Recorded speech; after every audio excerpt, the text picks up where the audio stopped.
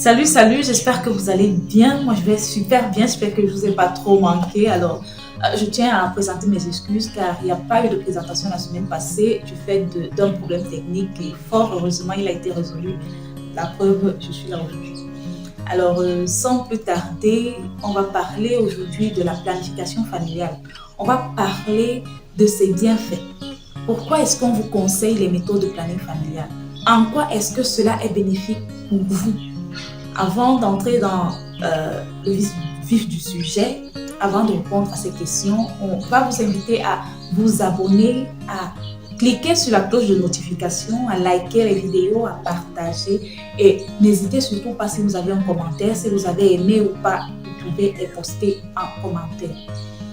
Alors, on en parle, la planification familiale. D'autres entendent parler de cela à l'hôpital, d'autres au quartier. Certains ne savent même pas ce que c'est. Alors, qu'est-ce que c'est la planification familiale? C'est un ensemble de moyens qui concourent à limiter les naissances. C'est un ensemble de méthodes qui permet à un couple de choisir d'avoir un enfant ou pas. Donc, vous avez le choix sur le nombre d'enfants que vous voulez. La planification familiale vous protège des IST, certaines méthodes, à l'instar du préservatif par exemple. Lorsque vous portez un préservatif pendant les rapports sexuels, vous êtes protégé non seulement des grossesses indésirées, mais aussi des infections sexuellement transmissibles et des maladies sexuellement transmissibles. La planification familiale vous évite des avortements, les grossesses indésirées. La planification familiale, comme cela l'indique, vous permet de planifier les grossesses, permet au couple de planifier les grossesses. Vous pouvez décider d'avoir un enfant aujourd'hui, d'avoir encore l'enfant après 5 ans, d'avoir le prochain enfant après 10 ans, ou alors d'avoir uniquement 2 enfants. Ça vous évite d'accoucher beaucoup. Parce que le fait d'accoucher beaucoup n'est pas bien non seulement pour l'utérus de la femme, mais aussi pour les finances. D'ailleurs, ça dépend des moyens financiers de tout un chacun. Hein. Il n'est pas interdit d'accoucher 8 enfants. Vous pouvez, et là c'est selon le moyen. Mais pour ces femmes-là qui n'en ont pas, ou alors qui ont 25 ans et se retrouvent déjà avec 4 enfants, qui ne font rien de leur matinée, choisissez une méthode de planification familiale. Puis à 25 ans, vous avez déjà 4 enfants, on ne sait pas, peut-être à 30 ans, vous en aurez combien? Donc la planification familiale vous aide dans ce sens-là. La planification familiale permet au couple d'économiser. Vous allez me demander comment. Le prix d'une méthode est largement inférieur à ce que vous dépenserez pour la grossesse, l'accouchement et tout ce qui va avec. Ceci, c'est dans le cas où l'enfant est indésiré parce que pour celui-là qu'on a planifié, vraiment les parents se sont préparés pour cela. Ça permet au corps de la femme de se reposer.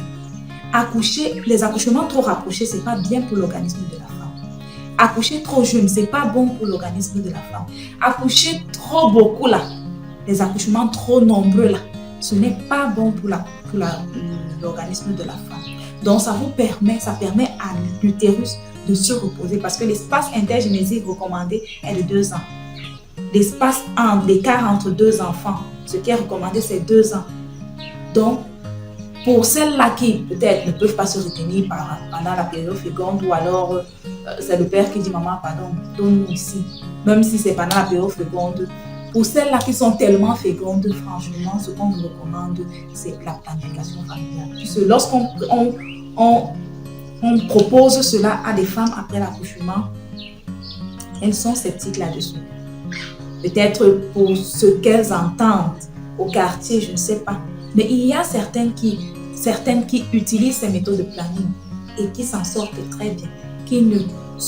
Il y a certaines femmes, d'autres femmes par contre utilisent ces méthodes de planification familiale et trouvent leur compte. Pour connaître quelle méthode vous devez choisir, pour avoir plus d'informations par rapport à la chose, il est préférable de vous rendre à l'hôpital, voir un personnel soignant pour qu'on vous édifie là-dessus, laissez les commentaires du quartier.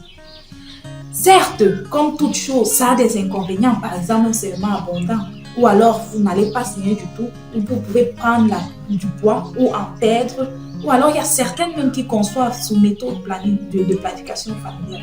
Mais sauf que ce n'est pas général. Ce n'est pas parce que X a eu ces effets secondaires que vous en aurez. Il y a d'autres qui n'ont aucun problème par rapport. D'autres qui surveillent leur alimentation tandis qu'elle est sous méthode de planning familial. Ou alors d'autres qui ont un sang gras. Ce n'est pas parce qu'elle a pris la méthode de planning familial qu'elle a pris du poids. Ce n'est pas parce que vous en prenez que vous devez manger n'importe comment. Vous devez toujours contrôler votre poids, que vous soyez sous méthode de planning ou pas. Donc, arrêtez d'écouter ce qu'on dit au quartier. Rendez-vous à l'hôpital, voyez un personnel soignant. Lorsque vous arrivez, on vous présente les différentes méthodes. Ce sera l'objet de la présentation prochaine, les différentes méthodes de planning qui existent. On vous parle des avantages, on vous parle des inconvénients, on vous parle de la physiologie, comment ça se passe pour que vous ne soyez pas enceinte. Et là, on vous laisse le choix sur la méthode que vous voulez. Donc, arrêtez d'écouter ce qu'on dit au quartier. Arrêtez d'accoucher sans le vouloir. Évitons les grossesses indésirées. Évitons les avortements. Évitons les décès maternels que nous-mêmes on a provoqués. Choisissons une méthode de planification familiale. Accouchons selon nos moyens. C'est possible, on peut planifier cela grâce à la planification familiale. Comme on l'a dit, les différentes méthodes, les méthodes barrières, les méthodes chirurgicales, les méthodes hormonales, toutes ces méthodes vous seront présentées lors de la prochaine publication, lors de la prochaine présentation. Donc, pour ne pas rater cela, il suffit tout simplement pour ceux qui ne sont pas abonnés, encore abonnés, de s'abonner, de cliquez sur la cloche de notification et si vous avez été édifié ou alors si vous avez un commentaire ou une préoccupation, n'hésitez pas à les poser en commentaire. Une fois de plus, nous vous disons merci pour votre aimable attention et on se dit à très bientôt.